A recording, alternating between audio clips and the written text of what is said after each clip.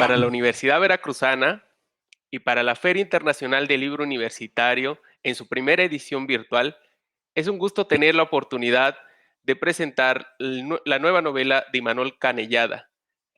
El escritor y periodista conversará con la doctora Magali Velasco Vargas, también escritora, crítica literaria y cuentista, académica de nuestra universidad y directora de la Facultad de Letras Españolas. Insistimos que es un privilegio contar con la participación de Imanol Canellada y que nos presentará su nuevo libro. Es un gusto y dejamos la conversación con este par de autores. Es un gusto tenerlos. Bienvenidos. Gracias, Lino. Pues muy buenas tardes para todos los que nos están escuchando. Muchísimas gracias por seguir las actividades de esta primera FILU virtual. Para mí también es una alegría, querido Lino e Imanol, participar en un formato nuevo, que es esta forma en la que, de esta manera en que de alguna manera nos obligó ya la pandemia a salir de las formas convencionales y tratar de buscar otras maneras de comunicación. Así que estamos de festejo. Vamos a conversar con Imanol Canellada sobre una nueva novela que se suma a la ya larga lista de títulos publicados por este autor de composición híbrida, por su origen vasco, pero sus otras nuevas raíces norteñas, sonorenses, y también su movilidad, porque eres un personaje que se mueve entre las historias, pero tú también geográficamente te mueves, siempre estás a la búsqueda de otras formas, siempre estás a la búsqueda de otros lenguajes.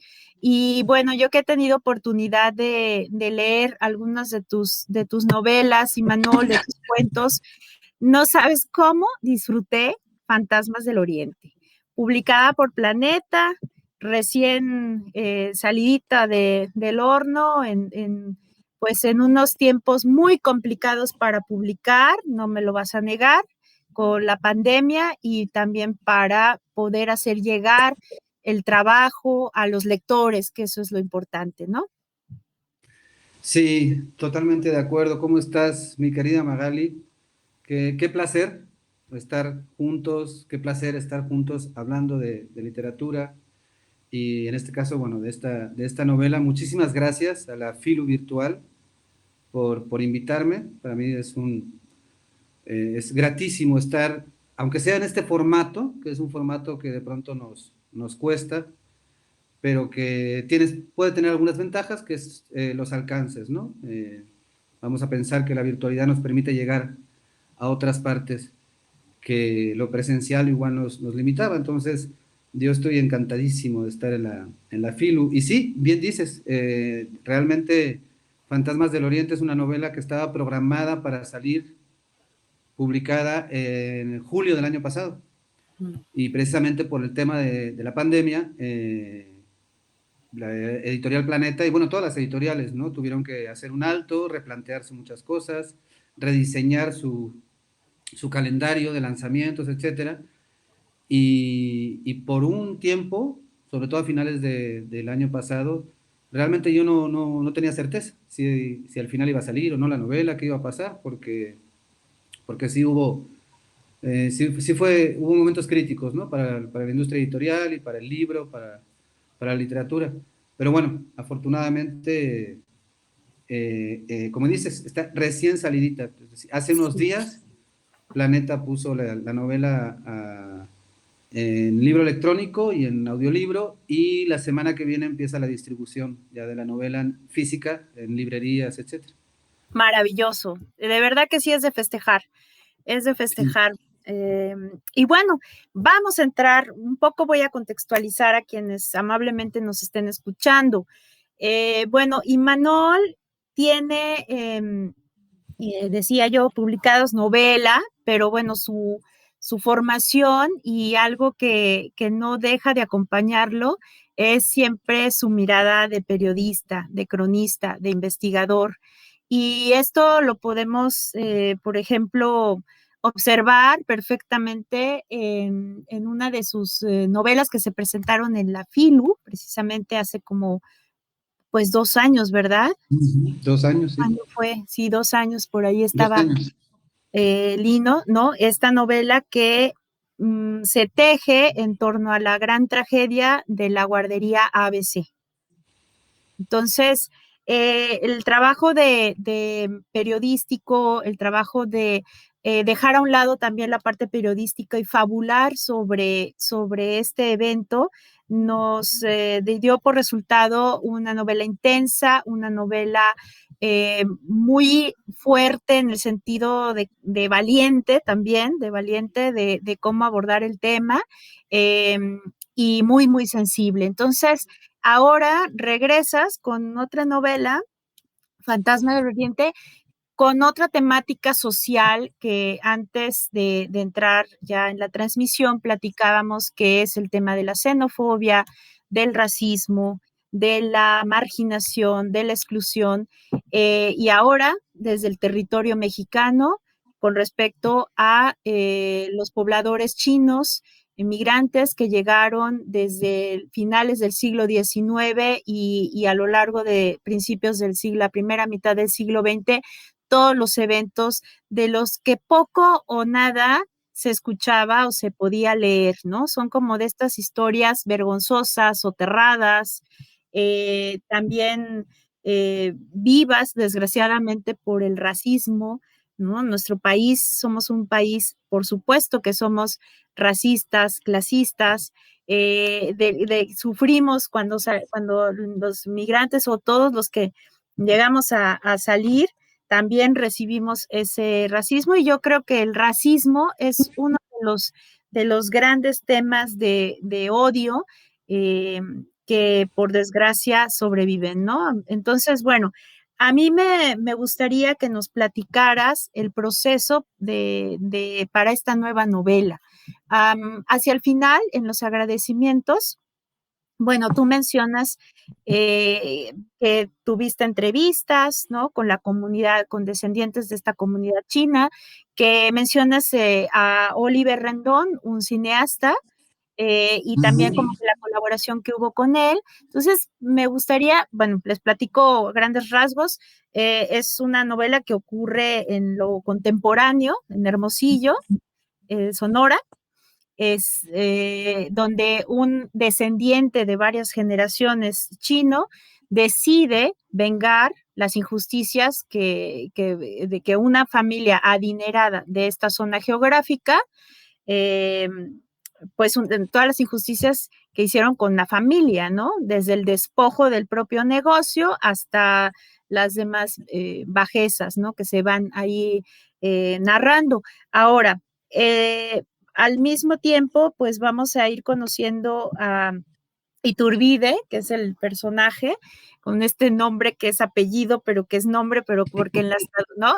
Siempre estos juegos de los nombres de Imanol que no sorprenden porque él así juega mucho siempre con sus nombres, tienen grandes significados a la hora de bautizar a sus personajes, significan, sí, tienen toda su simbología, y conocemos a un personaje que es nuevo, Leonor Soufflé, ¿no? Sí. Leonor Soufflé me encantó, la amé, o sea, es una mujer policía recta, que tiene valores, que obviamente resalta, y no por ser mujer en el cuerpo policial, sino por su inteligencia, por su fineza, por su ética. Entonces, ¿cómo, cómo terminan liados un personaje como Iturbide, que termina acusado de secuestrador y de asesino, alborotador y terrorista casi casi, y esta otra mujer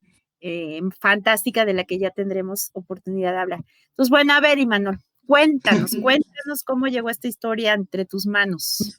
Bueno, pues bueno, primero muchas gracias, Magali, por la lectura y por estar aquí. Es una maravilla. Bueno, el tema de la, como eufemísticamente se ha llamado, persecución de los chinos en el norte de México, sobre todo, aunque se da en todo el país en su momento, y Sonora es el lugar donde más cruda se da esta persecución. Es un tema que hace muchos años que a mí me obsesionaba. Y me obsesionaba, entre otras cosas, porque estaba enormemente silenciado.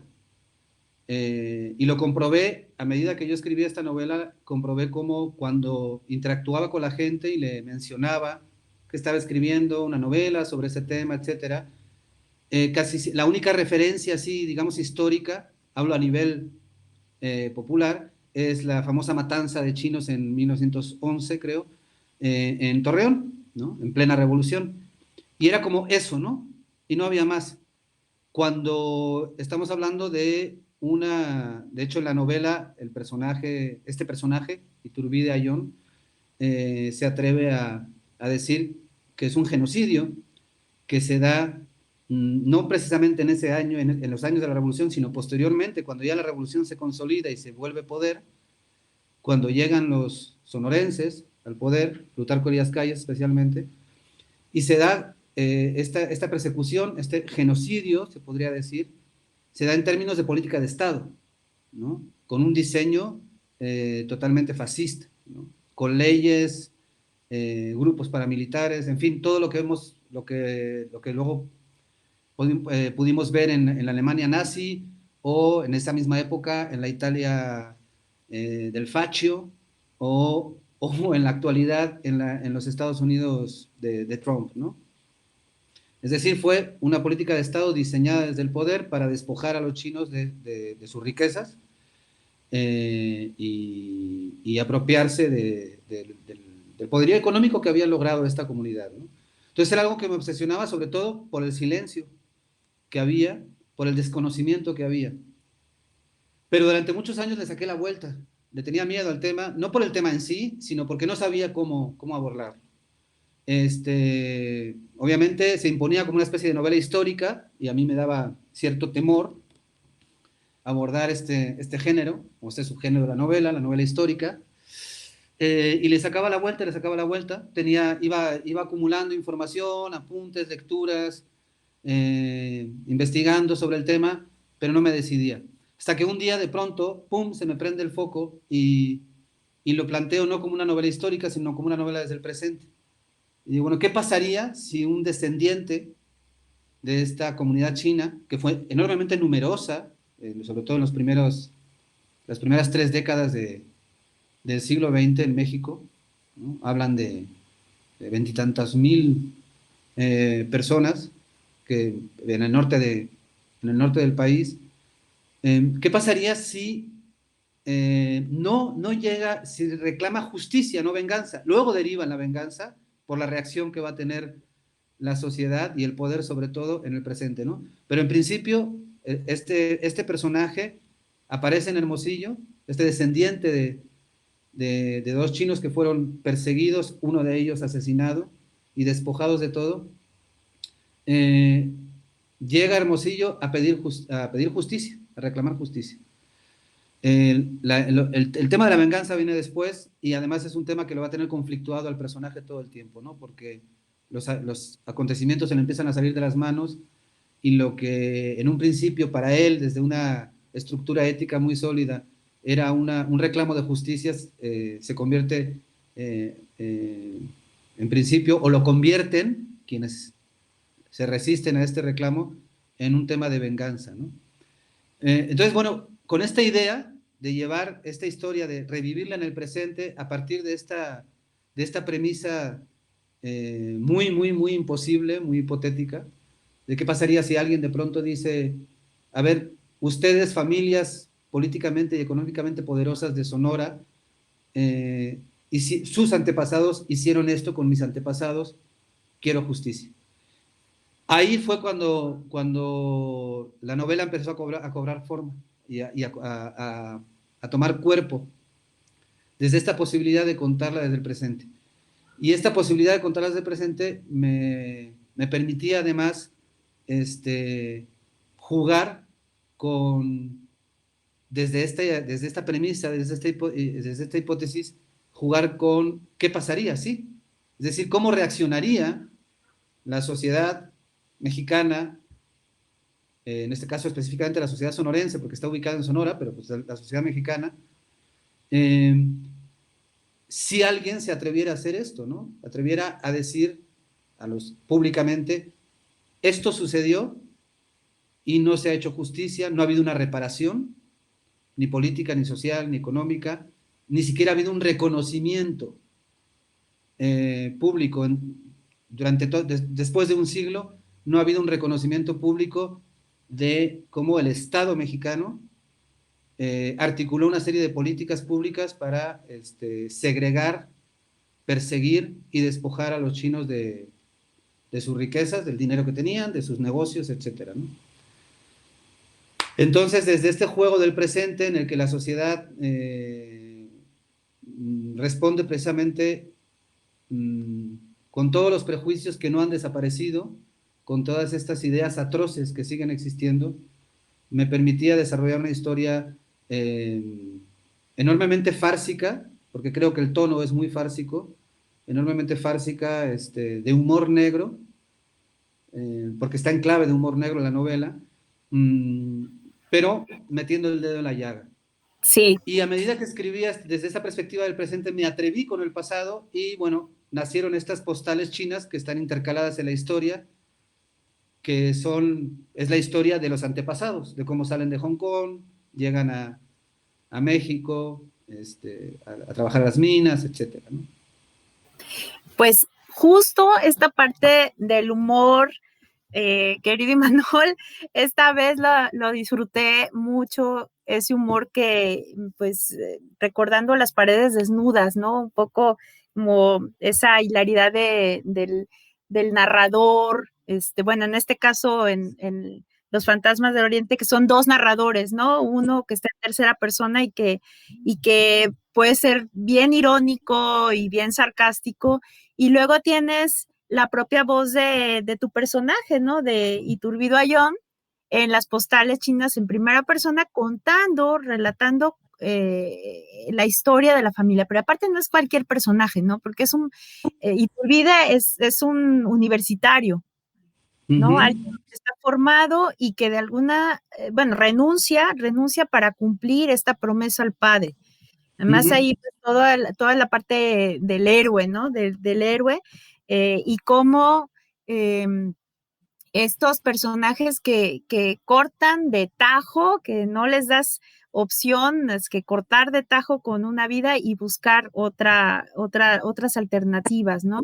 Pero bueno, lo del humor está genial, o sea, hay un momento en el que el primer caso que le dan a Leonor Soufflé y pues avance para los futuros lectores es el gran caso de la desaparición misteriosa de patos y tortugas en un parque, ¿no? Entonces, pues toda la burleta que se echan por la pobre Leonor, pero Leonor súper seria y dice, a ver, no, yo voy a ver, y se pone a buscar en internet y encuentra formas de caza y bueno, ya lo que sigue, ¿no? Que es brutal el contraste entre lo absurdo de, ay, qué importante que se están robando patos y tortugas, pues se las están comiendo, pero ¿quién se las está comiendo? ¿Bajo qué condiciones? Y todo lo demás, ¿no? Entonces sí, creo que hiciste un trabajo muy fino de equilibrio entre la parte histórica y la parte de la trama, ¿no? O sea, de lo que lleva el hilo. Es una novela muy ágil, es una novela que tiene, tu estilo, tu lenguaje, pero creo que le da el ir y venir entre el pasado de la misma familia, ¿no? De Iturbide y lo que está ocurriendo en la novela, lo hace súper ágil, te clavas, te atrapa inmediatamente la novela. Y bueno, ahí leyéndola, pues me acordé, yo no he leído la novela de Julián Herbert, la de La Casa del Dolor Ajeno, pero bueno, sé que en esta novela recupera esta parte de la historia, pero en Torreón, ¿no? O sea, de los en Torreón, y de alguna forma tú ya estás haciendo la otra parte de la historia, ¿no? O sea, se me hace que contemos ya ahora en la literatura mexicana contemporánea con dos novelas que están tratando el tema y como tú bien dijiste, poniendo el dedo en la llaga. Ahora, antes de entrar a la transmisión, contabas, y esto seguro tras tus pesquisas, que aquí en Veracruz había clubes, ligas o algo de anti-chinos, ¿no? Sí, Racistas, qué terrible. ujú. Y en la misma novela, en algunos momentos en las postales chinas podemos leer estos decretos que eran donde se prohibía que las mujeres mexicanas pues tuvieran relaciones con hombres chinos, no así las chinas con los mexicanos. Y aquí lo terrible del decreto era que a mí me dije, ay, no, no puede ser. Pues sí, súper nazista, fascista, ¿no? Que porque el vientre de la mujer mexicana quedaba contaminado y se reproducía. ¡Qué horror! ¿Qué tantas cosas fuiste encontrando con tu investigación, con tus informantes? ¿Tuviste varios? Bueno, dices que fue un proceso. Sí, sí. Bueno, hay una investigación documental. A pesar de que este bochornoso episodio que dura varios años, Julián Herbert hace toda una crónica sobre un hecho específico que es la matanza de 303 chinos en Torreón en 1911 en plena revolución. De manera que ese episodio, que es tremendo, ese genocidio, que no olvidemos que un genocidio, pues entre otras cosas, es causar daño, ejercer violencia sobre una comunidad por cuestiones raciales, ¿no? Por eso es genocidio, de gen, por la genética, porque son amarillos, porque son chinos, porque tienen los ojos rasgados.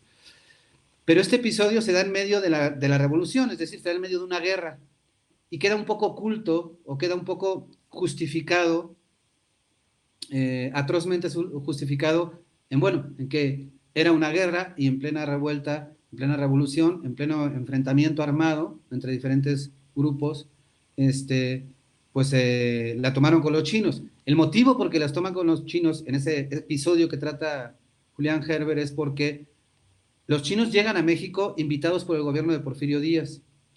Porfirio Díaz necesitaba poblar el norte de México, necesitaba mano de obra para el norte de México para construir, para el progreso, en términos generales, construir ferrocarriles, explotar las minas, es decir, necesitaba mano de obra esclava. Estamos hablando de 1880 y tantos. Y en ese momento en China había una enorme hambruna, había mucha miseria. Bueno, hay que decir que Porfirio Díaz primero lo intenta con países centroeuropeos porque quería traer gente blanca a México y poblarla de gente blanca para fortificar la raza. Es terrible, ¿eh? Pero todo esto son discursos oficiales que están ahí, ¿eh? Pero no tiene mucho éxito y entonces voltea a China, en donde había una enorme necesidad, habían pasado por diferentes hambrunas, etcétera, y firman un tratado de amistad y comercio. De manera que a partir de los años 80 del siglo XIX y en los años 90 del siglo XIX empiezan a llegar un montón de chinos a México, especialmente al norte de México, ¿no? Sonora, donde había mucha mina, las dos Bajas, Sinaloa, Coahuila, Chihuahua, especialmente en esas regiones donde más llegan. Y por eso ahí es donde el tema, la persecución se da de manera más salvaje. Fíjate, ay, sí, perdón, sigue. No, y eso, entonces la matanza en Torreón se da explotando la xenofobia y el racismo al grito de los chinos son porfiristas, ¿no? Porque llegan a México por un tratado de amistad y comercio con el gobierno de China que firma Porfirio Díaz. Esa es la justificación de esa matanza. Pero lo que yo abordo es posterior, y aquí es mucho más grave, insisto, porque esa matanza se da en medio de las tribulaciones propias de una guerra, como la revolución, que no dejó de ser una guerra, pero aquí ya estamos hablando de finales de los años 20, principios de los años 30, con la llegada de Plutarco Elías al poder y la configuración de lo que luego va a ser el PRI y el nacionalismo priista. De manera que esta segunda etapa, que ya es brutal, donde surgen leyes como la prohibición de matrimonios entre mexicanas y chinos, los los famosos cordones sanitarios, acusaban a los chinos de traer enfermedades. Qué increíble cómo un siglo después se repite la historia, ¿no? Acusaban a los chinos de traer enfermedades y entonces los encierran les llamaban cordones sanitarios, es decir, guetos, ¿no? Y hay datos escalofriantes, ¿no? Por ejemplo, este que mencionabas, si bien en el norte de México es donde se concentra la furia contra la comunidad china, entre 1930 y 1932, en todo el país había más de 250 comités antichinos. Había en Veracruz, había en todo el Bajío, había en Chiapas, en la Ciudad de México, por supuesto, en Guerrero. Más de 250 comités antichinos que adoptaron las políticas segregacionistas del Estado, ¿no? Y empezaron a empezó a haber una persecución y un acoso a las comunidades chinas en todo el país. Insisto, es cierto que en el norte se da de manera más recalcitrante y salvaje. Hay datos terribles, ¿no? Bueno, este que mencionas de la prohibición del matrimonio entre mexicanas y chinos, que hablaba de esto, ¿no? De esto que mencionas. O sea, el Estado es propietario del cuerpo de la mujer y por eso todavía, hoy, un siglo después, no podemos tener una ley a favor del aborto. ¿Por qué? Pues porque el Estado se asume como propietario del cuerpo de la mujer. Entonces, en este caso es brutal porque esta prohibición, eso, era para evitar que nacieran mezclas entre mexicanos y chinos. Sí, tremendo, tremendo. Y la persecución que hay contra las mujeres mexicanas que se casaron con chinos o que tenían o que estaban amancebadas con chinos, les llamaban las chineras, es brutal. Hay una persecución brutal contra estas mujeres. De hecho, la mayoría de ellas terminan huyendo, junto con sus maridos, terminan huyendo de México, muchas de ellas regresando a China, ¿no? Otras huyendo a Estados Unidos o a Baja California, donde encontraron refugio, que también es muy interesante esa historia. Pero sí, el dato de la prohibición del matrimonio entre mexicanas, insisto, porque no eran mexicanos en general, hombres y mujeres, eran mexicanas y chinos, ¿no? Yo encontré documentos escalofriantes, la propaganda que había, que se publicaba en los periódicos de la época, que en la novela aparece ahí, ¿no? Filtrada, es brutal, ¿no? La propaganda antichina. Por ejemplo, en uno de los periódicos que circulaba en esa época, aparece una caricatura en la que invitan a las mujeres mexicanas a asesinar a sus maridos chinos, así abiertamente, sin ningún tipo de eufemismo ni nada, ¿no? Dale veneno, apuñálalo, le decían a las mujeres que por tontas, ¿no? Habían caído en manos de chinos, ¿no? Porque claro, las acusaban de estúpidas, ¿no? Y sí. Entonces las invitaban abiertamente a hacer patria, es decir, a matar a sus maridos chinos. En pro de la patria, ¿no? Esto está ahí, está documentado, no me estoy inventando nada, y esto sucedió en nuestro país, ¿no? Y bueno, toda esta historia no hay huella de la descendencia, una comunidad que llegó a tener nada más en esa región, más de 20,000 miembros, no hay huella de su descendencia.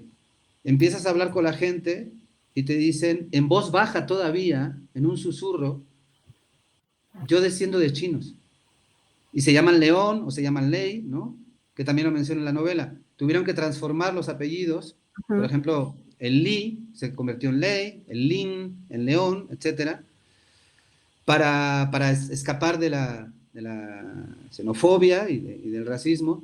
Y todavía, un siglo después, ahora en el siglo XXI, los descendientes de chinos te lo dicen en un susurro, ¿no? Yo cuando empecé a entrar en contacto con ellos, que era muy fortuito, de pronto me decían, yo desciendo, muchas veces era porque yo mencionaba que estaba escribiendo sobre este tema, y surgían y decían, yo desciendo de chinos. Ah, sí, cuéntame. Y así fue un poco, ¿no? Y lo curioso es que hay una negación total de que en México hay una descendencia numerosísima de origen chino y se niega, ¿no? Bueno, hasta hace poco se negaba que existía una raíz afrodescendiente, ¿no? Ujú. También estaba totalmente silenciada, invisibilizada, ¿no? Esa es otra historia también que tal vez habrá que contar. Las comunidades afrodescendientes en Veracruz, por ejemplo, que hay muchísimo, en Ujú. Guerrero, etcétera, ¿no? Que han estado silenciadas. Y todo esto tiene que ver con la construcción de la patria mexicana, que la construye el nacionalismo priista, que inicia con Plutarco Elías Calles, eh, con ideólogos como Vasconcelos, ¿no? Y la raza de bronce, y todo esto que hace que México se vea a sí mismo como un país en el que no existe lo indígena, existe lo criollo, pero no existen los chinos, no existen los negros, no existen los japoneses, no existen toda la población árabe. Es decir, la misma concepción de México que todavía perdura y que todavía está en el imaginario colectivo es enormemente excluyente, está construida en este viejo nacionalismo creado por el PRI, eh, y es una construcción que conllevó en su momento represión, sangre, despojo, persecución y expulsión. Aquí lo impresionante es cómo los discursos de odio no tienen fronteras, ¿no? O sea, vemos que se repiten y tampoco memoria histórica, desgraciadamente. Entonces, ¿desde dónde contamos estas historias?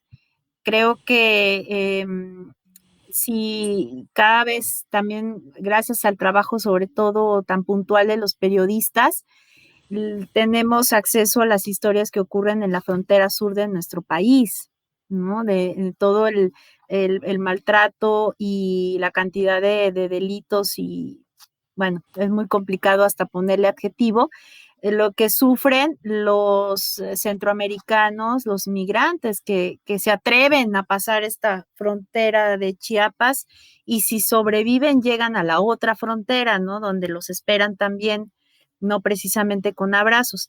Entonces, todas estas historias, pues la literatura tiene que contarlas, ¿no? La literatura tiene que detenerse y creo que entre los múltiples valores que yo encuentro en tu novela, Imanol, además de ser una obra estéticamente bellísima, con tu lenguaje genial, que es una delicia leerlo, pues está siempre el cuestionamiento, el tema de la justicia, ¿no? Porque además los personajes van buscando esa, ese alto motivo que es lo que es justo, lo que ha sido injusto, pasando por las, digamos que estas cuestiones a las que se enfrentan, pues es entre las mismas personas, entre los mismos otros personajes, la corrupción, la crueldad, las injusticias varias, ¿no? Entonces, eso me gustó mucho. Y fíjate, hace 2 años con 49 Cruces Blancas, la novela que aborda el tema tristísimo de la guardería, donde perdieron la vida muchos bebecitos y otros quedaron con lesiones de por vida. Yo te preguntaba, ¿cuál ha sido la recepción, ¿no? En Hermosillo, en tu comunidad, en ese momento todavía vivías en Hermosillo. Y ahora te preguntaría lo mismo, ¿cuál crees que vaya a ser la recepción de esta nueva novela en esta comunidad y en este contexto en el que está situada? Fíjate, bueno, es muy temprano saberlo porque apenas, ¿no? Apenas está la novela, apenas está saliendo, apenas está distribuyéndose, apenas está. De hecho, está la primera presentación y es como una especie de pre-presentación, porque, porque sí, o sea, apenas está empezando la distribución de la novela, etcétera. Ahora sí vaticino, me atrevo a vaticinar, que no va a ser muy buena en Sonora la recepción. En el caso de 49 Cruces Blancas, eh, era como, oh, estás hablando de un tema que a todos nos duele, que todos rechazamos, que a todos nos indigna, nos da coraje. Eh, Pero en este caso, el retrato que hago de Sonora específicamente, insistiendo que no es un caso aislado de Sonora, que se da en todo el país, porque sería terrible pensar que, bueno, esto sucedió en Sonora. No, sucede en México, con políticas de Estado dictadas desde la Ciudad de México, en algunos casos, y otros desde el Congreso sonorense, etcétera. No sale muy bien parada la sociedad sonorense en términos generales, porque además hay un recordatorio permanente en la novela de lo enormemente racistas que somos en el norte de México, que yo diría en todo México. Pero bueno, en el norte de México el racismo es palpable, lo enormemente clasistas que somos como sociedad, lo enormemente xenófobos cuando se tratan de culturas que consideramos inferiores, porque hay una construcción que tenemos de nosotros mismos como mexicanos, de que no somos racistas, de que somos generosos, que abrimos los brazos a la gente. Sí, cuando se tratan de europeos, cuando se tratan de norteamericanos. Es decir, en una mentalidad todavía muy colonial. Pero tú lo has mencionado, cuando se tratan de sucios centroamericanos, apestosos, que vienen aquí a atravesar el país, lo mencionábamos antes de entrar al aire, ¿no? Como no hace mucho un profesor de la UNAM lo filtraron una de las clases virtuales fue el año pasado, y diciendo que si por él fuera, profesor de la UNAM, si por él fuera, ponía todas las caravanas migrantes en un estadio y les prendía fuego, ¿no? Entonces, bueno, esta construcción falsa de nosotros mismos como que somos un país que no somos racistas, que tenemos una política de brazos abiertos, de acoger a la gente, etcétera, siempre es en términos muy coloniales y sumisos, diría yo, ¿no? Pero cuando se trata de culturas que consideramos inferiores, que vemos como culturas inferiores, podemos ser un país brutalmente racista, xenófobo, cruel. Cruel como cualquier colonia, o sea, colonizador, digo, cualquier, ¿no? Exactamente, sí, como Sí. que reproducimos las prácticas coloniales que sufrimos como país, las reproducimos en aquellas culturas o países que consideramos inferiores. Lo que sucede, acaba de salir a la luz esta calcinación de 19 personas, ¿no? De origen guatemalteco, individuos, seres humanos, porque cuando hablamos 19 migrantes ya le estamos quitando, ¿no? El derecho a ser sujetos, ¿no? Cuando decimos migrantes, incluso cuando decimos guatemaltecos, también los estamos desdibujando, ¿no? Eran individuos, ¿no? Estas 19 personas, estos 19 individuos que murieron calcinados ahorita en Tamaulipas, acaba de pasar, y hay policías municipales involucradas, etcétera, ¿no? Hay una política de Estado, insisto, todavía un siglo después, basada en una brutal xenofobia y en un terrible racismo, ¿no? Que lo padecen especialmente en este momento los hermanos de Centroamérica, pero que lo padecieron en su momento la comunidad china, por ejemplo, y bueno, y etcétera, etcétera, ¿no? Sí. Fíjate, y Manolo, ahora que dices vaticinas, la recepción en la comunidad, ¿no? Sonorense, Hermosillo en particular, me imagino que por ahí habrá alguna familia que se identifique con la familia Garzón, ¿no? Con los Garzón, por ahí con los electrodomésticos, con esta tienda de los electrodomésticos. Ahí Va a haber algunas, vas a ser como el Sergio Galindo de nosotros de Jalapa, porque Sergio Galindo, nuestro gran escritor jalapeño, cuando publica la comparsa, ¿no? Que saca como que los trapitos al sol de jalapeños de altos y bajos rangos, estaban tan escandalizados porque se vieron reflejados con otros nombres, pero se vieron reflejados e identificaron. Entonces, estos son también fenómenos interesantes, ¿no? De cómo, bueno, del poder de la literatura.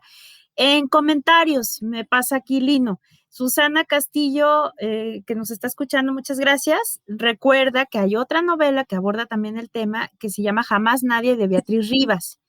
Y, por supuesto, la película Sonora, que es de Alejandro Springal, donde sale nuestro queridísimo Joaquín Cosío representando un yaqui, pero también ahí, no sé si la viste tú, Imanol, y es igual el escape de una familia por ahí en los 30, 40, eh, Los 30, finales los de, 30, sí, ajá, sí, sí, principios de los 30, que es cuando sí. se recrudece la persecución. Sí, de hecho hay una Oye, historia muy triste detrás de esa película.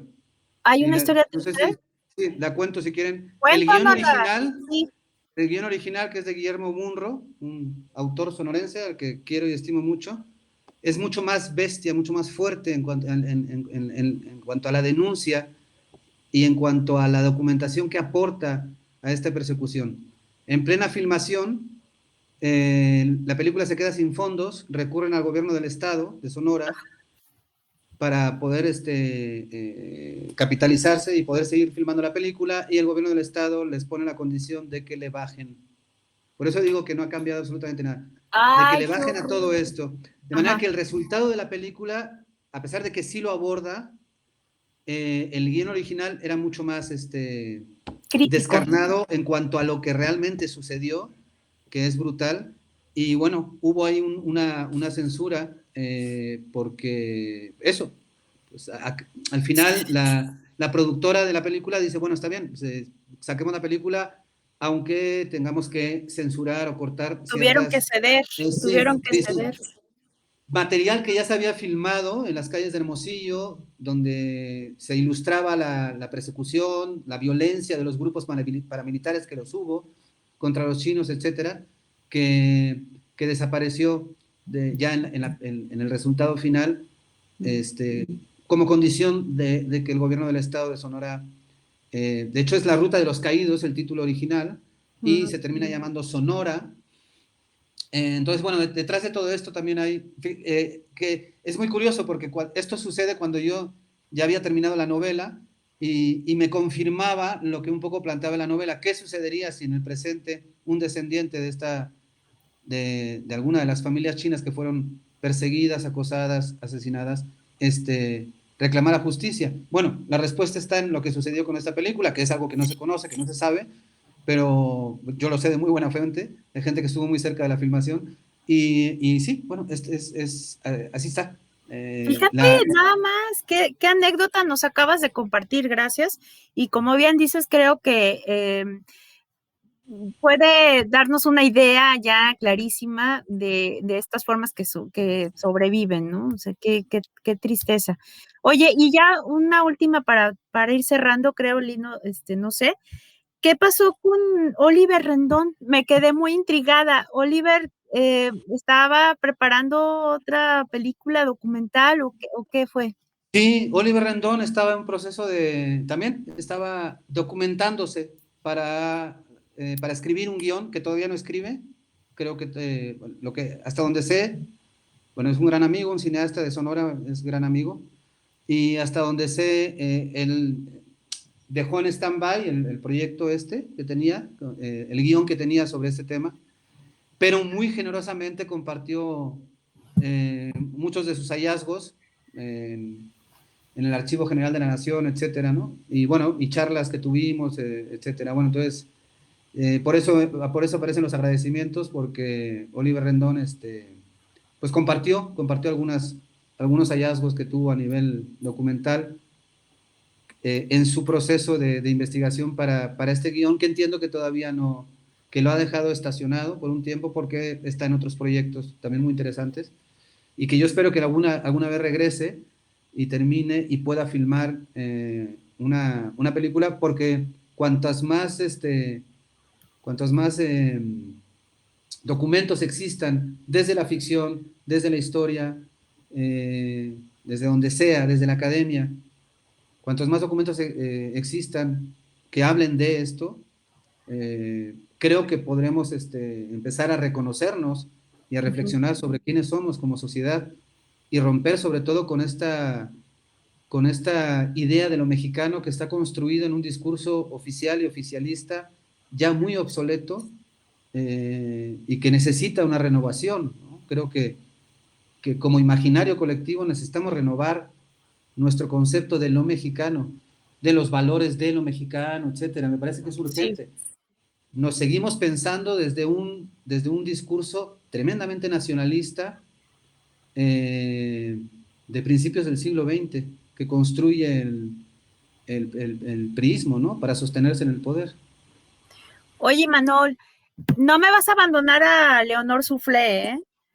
O sea, No, yo adoro ese personaje. De hecho, es el mejor personaje de la yo novela. quiero, yo quiero seguir leyendo historias de Leonor Soufflé. O sea, este va a ser como los orígenes de Leonor Soufflé y luego ya como rompió con todo. Sí. Es genial. Sí, amo ese personaje, fue hermosísimo construirlo, darle vida. Eh, esta mujer policía, mm, atrapada en un montón de cuestiones que tienen que ver con su formación religiosa, con la culpa, Ay, sí, y con luego el machismo, con su apellido francés, Soufflé, y y luego ella como que físicamente es como un soufflé, ¿no? También. Sí, entonces, sí, es un personaje que amé mucho mientras escribía, mientras lo creaba y mientras cobraba vida, se independizaba de mí y me regresaba como quería ser ella. Y creo, bueno, es un personaje fundamental en la novela. Creo que la sensibilidad y la manera en que entiende los predicamentos de este descendiente de chinos que pide justicia y que de manera totalmente accidental se convierte en venganza, que ahí es donde está el humor negro de toda la novela, como esta solicitud de justicia se convierte en venganza de manera totalmente fortuita y absurda. La sensibilidad para entender esta mujer policía a este personaje y lo que sigue después, me parece que es fundamental. Sí, es la parte que yo más amo de la novela. Leonor Soufflé, su historia como policía y cómo se cruza con este personaje, ¿no? Y terminan ahí en una especie de huida loca. De hecho, creo que me divertí mucho, a pesar de que el tema es duro, me divertí mucho escribiéndolo porque es una novela histórica, pero es una novela policíaca, pero es una road novel, Ujú. es una novela de amor, de alguna manera. Entonces, la posibilidad de jugar con muchos registros dentro de la misma novela y hacer este rompecabezas, Y que me parece muy quedaron muy divertido. bien, o sea, muy bien Gracias, resuelta. Pues gracias. muchísimas gracias, Imanol. Fue un placer, como siempre, platicar contigo. Me hubiera encantado que estuviéramos cumpliendo nuestras ritualidades de Filu en Jalapa, pero Sí, pues nos conformamos con vernos por Zoom. Y gracias, Lino, y gracias a todo el equipo de la Filu Virtual y a TVV también por permitirnos este enlace. Así es, muchas gracias Magali. Nuestros espectadores han reconocido la calidad de la conversación que sostuvieron hoy. Ha sido muy amena y han despertado mucho interés, no solamente en nuestros espectadores, sino incluso aquí en el equipo, acerca de la novela de Imanol. Imanol, muchísimas gracias. gracias a nombre de la Universidad Veracruzana y de la Feria Internacional del Libro Universitario. Ha sido para nosotros un gusto contar con tu participación, que ya se está volviendo habitual y siempre es pertinente. Justo como Magali lo recordó, hace 2 años tuvimos la oportunidad de tener la visita de Imanol Canellada y hoy se refrenda esta amistad que ya tenemos entre la feria y uno de los autores más significativos de la escena contemporánea en México. Pues para todos los interesados en la novela de Imanol, como él mismo lo mencionó, estará próxima a distribuirse en su formato impreso a través de librerías de prestigio y la página oficial de Planeta.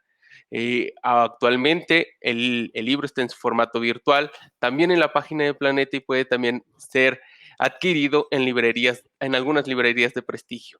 Vale la pena recordarles que entrando a la página de filu.b.mx podrán acceder a un catálogo de más de 30,000 títulos de editoriales universitarias. Al mismo tiempo podrán acceder al catálogo virtual que nos otorga la red de librerías independientes, donde encontrarán también títulos del autor que hoy se presentó. De nueva cuenta, muchas gracias y quédense pendientes para las siguientes actividades de nuestro programa cultural y editorial. Muchísimas gracias de nuevo. No, al contrario, muchas gracias a ustedes. Siempre es un placer. Gracias, Magali. Un beso. Bye, besitos, Gracias. cuídense, bye. Hasta luego.